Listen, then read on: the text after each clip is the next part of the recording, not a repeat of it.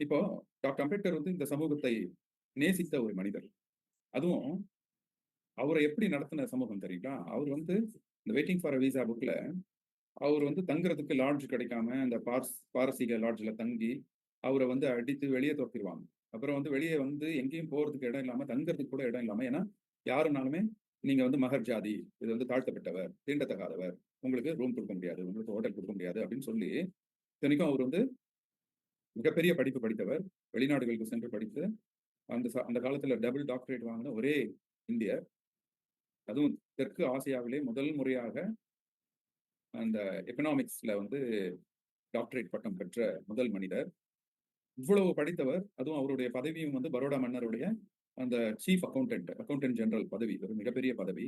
ஆனாலும் அவர் வந்து ஒரு தாழ்த்தப்பட்டவர் அப்படிங்கிறதுனால, அவருக்கு வந்து ஒரு ரூம் குடுக்க முடியாம, அவர வந்து வெளிய விரட்டிர்றாங்க. அப்ப அவரு எங்க போறதுன்னே தெரியாம ஒரு மரத்தடியில வந்து உட்கார்ந்து தான் யோசிக்கிறாரு. ரொம்ப கண்ணீர் விட்டு அழுகுறாரு. அந்த காட்சிய வந்து டாக்டர் அம்பேத்கர் மெமோரியல்ல நியூ டெல்லியில இன்னமும் பார்க்கலாம். அந்த அளவுக்கு ஒரு கொடுமையான ஒரு சமூகத்தின் மீதும் அவர் வந்து அன்பு செலுத்தி, இந்த சமூகத்தை எப்படியாவது மாற்றி, ஒரு சமத்துவம் உள்ள ஒரு சமூகமா கொண்டு வரணும் அப்படிங்கிறதுக்காக தான் அவர் பாடுபட்டார். இப்ப டாக்டர் அம்பேத்கர் இருந்த அதே காலம் தான் இன்னைக்கும் இருக்குதா? அப்படின்னா நெறைய பேர் என்ன சொல்லுவாங்கன்னா, எல்லாம் மாறிடுச்சுங்க. இப்பல்லாம் வந்து காலம் மாறி போச்சு அப்படின்னுவாங்க. காலம் மாறிடுச்சா இல்லையா அப்படிங்கிறதுக்கு வந்து அடுத்ததுக்கு வருவோம். ஆனா அதுக்கு முன்னாடி டாக்டர் அம்பேத்கர் இருந்த காலம் வந்து இன்னைக்கு மாறி இருக்கு தான். என்ன மாதிரி மாறி இருக்கு அப்படின்னா, அப்போ இப்ப இந்த காலத்துல நம்ம போயிட்டு யாருன்னா லாட்ஜ்ல ரூம் கேட்டாக்கா, இதெல்லாம் நீ தாழ்த்தப்பட்டவர், என்ன ஜாதி அப்படின்னு கேட்டுட்டு உனக்கு ரூம் கிடையாதுன்னு சொல்ல போறதில்ல. ஒத்துக்கிறேன். கரெக்ட். ஆனா இந்த மாற்றம் எப்படி வந்தது? இந்த சமூகமே பார்த்து, ஐய்யயோ! நம்ம வந்து தப்பா பண்றோம். இவங்களெல்லாம் சரிசமமா நடத்தணும் அப்படின்னு மாறிடுச்சா? அப்படி கிடையாது. பாபா சாஹேப் டாக்டர் அம்பேத்கர் போராடி பெற்றுக் கொடுத்த உரிமை தான் இது. அவருடைய கடின உழைப்பின் விளைவு இன்னைக்கு நமக்கு இந்த உரிமைகள் இருக்கு. ஆனா இத வந்து நம்ம சரியா பயன்படுத்தல அப்படின்னா, மீண்டும் பழைய நிலைமைக்கே போயிடும். டாக்டர் அம்பேத்கருடைய காலத்துக்கே நம்ம போயிடுவோம். இது எப்படி சொல்றதுன்னா, நான் ஒரு உதாரணம் சொல்லுவேன் எப்பயுமே. இப்ப நம்ம தாத்தா, பாட்டி வந்து நமக்கு சொத்து சேர்த்து வச்சிருக்காங்க அப்படின்னா, அந்த சொத்து வந்து நம்ம உட்கார்ந்து எந்த வேலையும் செய்யாம டெய்லி சாப்பிட்டு தீர்த்துட்டோம்னு வச்சுக்கோங்க. ஒரு ஸ்டேஜ்ல வந்து அந்த எல்லா சொத்தும் காலியாயிடும். நம்ம வந்து பழையபடி நம்ம தாத்தா, பாட்டி இருந்த காலத்துக்கு மாரி நம்மளும் வந்து ஏழ்மை நிலைக்கு போயிடுவோம். அதே மாதிரி தான் நம்மளுடைய உரிமைகளும், சமூக உரிமைகளும் கஷ்டப்பட்டு பாபா சாஹேப் டாக்டர் அம்பேத்கர் சிறுக சிறுக சேர்த்து வச்சு இன்னைக்கு நமக்கு குடுத்திருக்கிறாரு. இத நம்ம வந்து தொடர்ந்து நம்ம அதுக்கான பணி ஆற்றல அப்படின்னா, இந்த உரிமைகள்லாம் கொஞ்சம் கொஞ்சமா திருப்பி நம்மளே தின்னு தீர்த்துருவோம். காணாம போயிடும். அப்புறம் நம்ம பழையபடி டாக்டர் அம்பேத்கர் காலத்துக்கே போற மாரி ஆயிடும். அதனால தான் இது ஒரு தொடர் போராட்டம். நம்ம எல்லாருமே வந்து இத பற்றின ஒரு அறிவு, புரிதல்.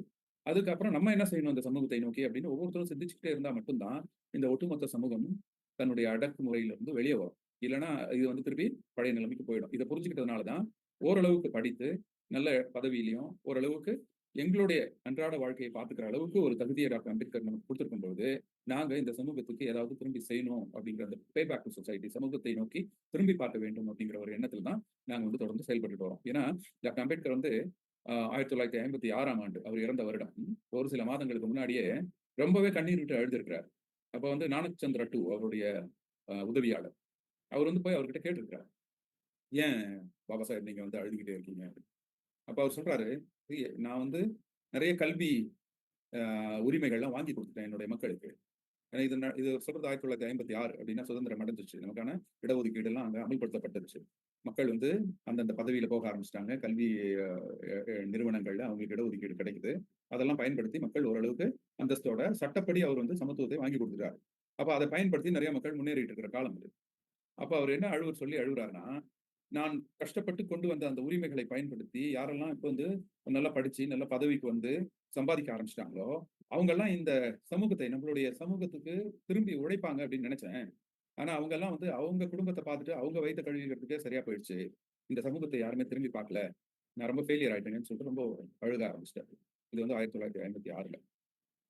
அப்ப அவர் வந்து நானச்சந்திர கிட்ட ஒரு செய்தி சொல்றாரு. கடைசி செய்தியா சொல்றாரு. இதுதான் நான் என்னுடைய மக்களுக்கு சொல்ற செய்தி. இத போய் சொல்லு அப்படிங்கிறாரு. அவருடைய வாழ்நாள் இறுதி காலகட்டத்தில இறக்கறதுக்கு சில நாட்கள் முன்னாடி சொல்றது. நான் இவ்வளவு நாள் கஷ்டப்பட்டு கொண்டு வந்தது எல்லாமே, நான் வந்து பயங்கரமான போராட்டத்தை சந்திச்சு, எனக்கு நெறைய கஷ்டங்களை எதிர்கொண்டு தான் நான் இந்த முன்னேற்றத்தை என்னோட மக்களுக்கு கொண்டு வந்திருக்கேன்.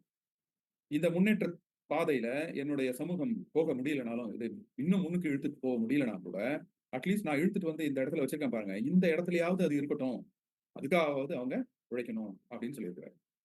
அப்ப என்ன அப்படின்னா, அந்த அவர் இழுத்துட்டு வந்த அந்த கேரவான்னு சொல்றாங்க இல்லையா? அந்த கேரவான் அதாவது இந்த சமூகத்தை முன்னேற்ற பாதையில் இழுத்துக் கொண்டு வந்து நம்ம சமூகத்த ஒரு நிலைமையில கொண்டு வந்து வைக்கிறார்.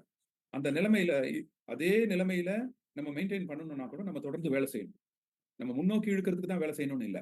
நம்ம அதே நிலைமையில இருக்கணும்னா கூட நம்ம தொடர்ந்து வேலை செய்யணும். ஏன் அப்டின்னா, என்னது ஒரு வண்டிய எடுத்துட்டு வரோம். அத வந்து திருப்பி முன்னாடி இழுத்துட்டு போணும்னா நம்ம அத டிரைவ் பண்ணணும். அது அதே இடத்துல இருக்கிறதுக்கு நம்ம ஏன் டிரைவ் பண்ணணும்? இப்படித்தான் நெறைய பேர் நெனச்சுட்டு இருக்காங்க. அவங்க வந்து டாக்டர் அம்பேத்கர் வந்து என்னுடைய காரவான முன்னோக்கி இழுத்துச் செல்லலனாலும் பரவால்ல. அதே இடத்துல விட்டுருங்கன்னா, இவங்க அதே இடத்துல விட்டுட்டு அவங்கவங்க சொந்த வேலைய பார்க்குறாங்க. ஆனா, அந்த கேரவான் எப்படி இருக்குன்னா, இப்படி சரிவான பாதையில இருக்கு. ஏன்னா, நம்மளுடைய சமூகம் எப்படி இருக்குன்னா, சொசைட்டி இந்த ஒடுக்கப்பட்ட மக்களை மேலும் மேலும் சுரண்டுறதுக்கு தான் தயாரா இருக்கு இந்த சமூகம்.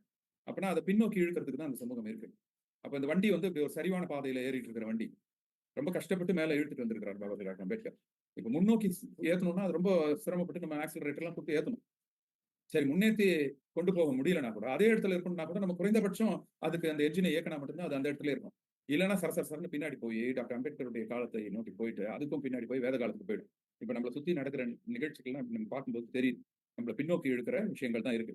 கொஞ்சம் படிச்சு, கொஞ்சம் அறிவா பேச ஆரம்பிக்கிற சமயத்துல, நம்ம வந்து பள்ளி, கல்லூரிகள்ல வந்து திருப்பி மறுபடியும் வேதம், சாமி அதெல்லாம் சொல்லி, மந்திரம் அதெல்லாம் சொல்லி, அவன் அவன் பூர்வ ஜென்மம், அதனால போன ஜென்மத்துல பண்ண பாவம் என்ன இருக்கோ அப்படிதான் இருக்க முடியும். இந்த ஜென்மத்துல அப்படித்தான் நடந்துக்க முடியும்ங்கிறத தான் நமக்கு சொல்லி தர்றதுக்கு நெறைய பேர் வராங்க ஸ்கூல்ஸ்க்கெல்லாம். அப்ப அப்படி இருக்கும் பொழுது, அப்போ நம்ம வந்து தொடர்ந்து வேலை செய்யணும். தொடர்ந்து இப்போ எங்கள மாதிரி படித்தவர்கள், அடுத்து இருக்கக்கூடிய இளைய தலைமுறைக்கு, பாபா சாஹேப் டாக்டர் அம்பேத்கர் என்ன சொன்னாருங்கிறத நாங்க கடத்திட்டு போக வேண்டியிருக்கு. அப்பதான் இந்த வண்டி வந்து அதே இடத்துலயாவது இருக்கும். இல்லன்னா பின்னாடி இழுக்கிறதுக்கு நெறைய பேர் வருவானுங்க. ஸ்கூலுக்கு வந்து மோட்டிவேஷனல் ஸ்பீக்கர்ங்கிற பேர்ல வந்துட்டு, உங்கள வந்து பழையபடி வேத காலத்துக்கு எடுத்துட்டு போய், "நீ சாமி கும்பிடு, நீ எந்த வேலையும் செய்யாத, நீ வந்து உன்னுடைய குலத்தொழில போய் செய்யி" அப்படின்னு சொல்றதுக்கு தான் இந்த சமூகம் தயாரா இருக்கு. அப்ப அப்படி இருக்கும் பொழுது, நம்ம குறைந்தபட்ச வேலைய பண்ண வேண்டியிருக்குங்கிறதுனால தான் நாங்க தொடர்ந்து உங்கள மாதிரி குழந்தைகள நாங்க சந்திக்க வேண்டிய அவசியம் இருக்கு.